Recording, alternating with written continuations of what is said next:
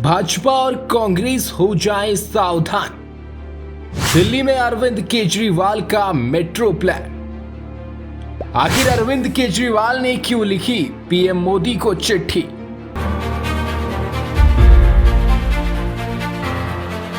दिल्ली में अब विधानसभा चुनाव होने में कुछ ही दिन बचे हैं। ऐसे में सभी पार्टियों ने जनता को लुभाने का हर संभव प्रयास करना शुरू कर दिया है।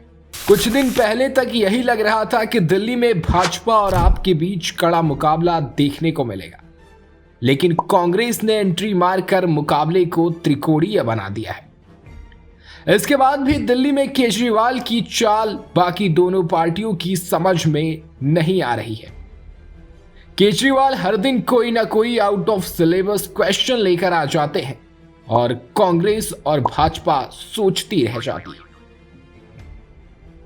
अब केजरीवाल ने छात्रों को लेकर कहा है कि छात्रों को मेट्रो में 50% की छूट मिलनी चाहिए।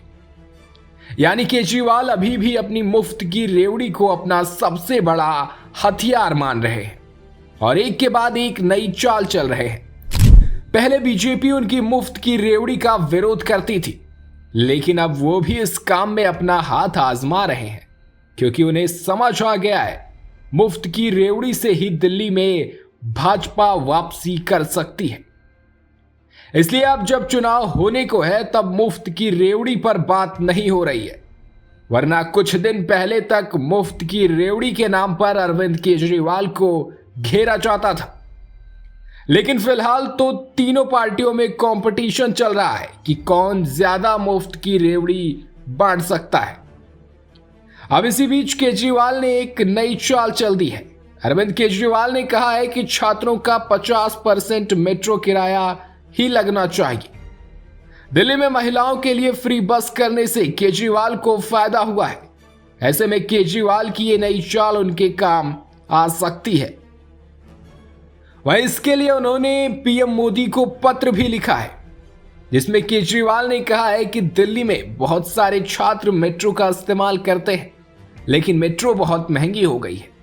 एक आम छात्र इसे अफोर्ड नहीं कर सकता है। केंद्र और दिल्ली सरकार की इसमें 50-50% की हिस्सेदारी है। मैंने प्रधानमंत्री मोदी को चिट्ठी लिखी है कि छात्रों को 50% के किराए में छूट देनी चाहिए। इसमें जो खर्च होगा उसे केंद्र और दिल्ली की सरकार 50-50% वहन करेगी।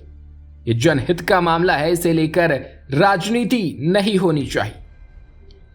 यानी अरविंद केजरीवाल ने बीजेपी और कांग्रेस के सामने अब एक नई चुनौती रख दी है।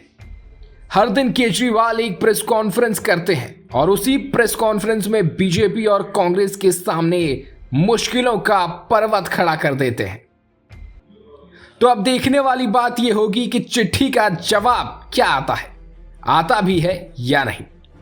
क्या अरविंद केजरीवाल की इस नई चाल से उनको फायदा होने वाला है? क्या छात्रों के वोट अब आम आदमी पार्टी को मिलेंगे? क्या बीजेपी और कांग्रेस उनकी इस चाल का काट ढूंढ पाएगी? दिल्ली में विपक्ष के सामने सबसे बड़ी मुश्किल ही यही है कि अरविंद केजरीवाल को किन मुद्दों पर घेरा जाए, क्योंकि अरविंद केजरीवाल हर दिन एक नया मुद्दा लेकर आते हैं और उस पर राजनीति करते हैं। अगर अरविंद केजरीवाल फंसते हैं तो बीजेपी के कुछ नेता अपनी बयानबाजी से उन्हें फ्री एग्जिट दे देते हैं।